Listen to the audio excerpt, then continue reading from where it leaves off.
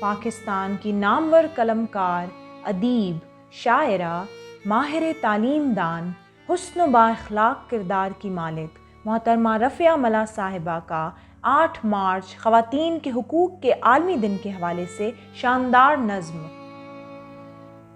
मुझे जीना है अब मर्जी से, हूँ बागी अब खुद गर्जी से।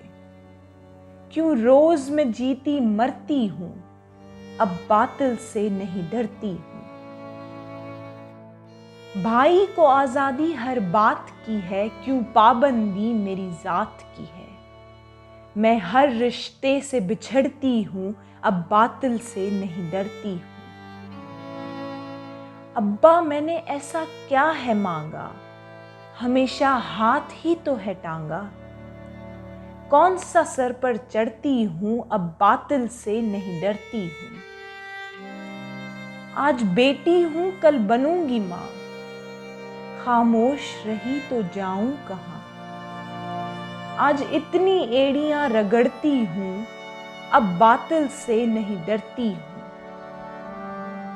हक है आज़ादी रफ़िया मेरा, कुछ ख्याल करे पिया मेरा।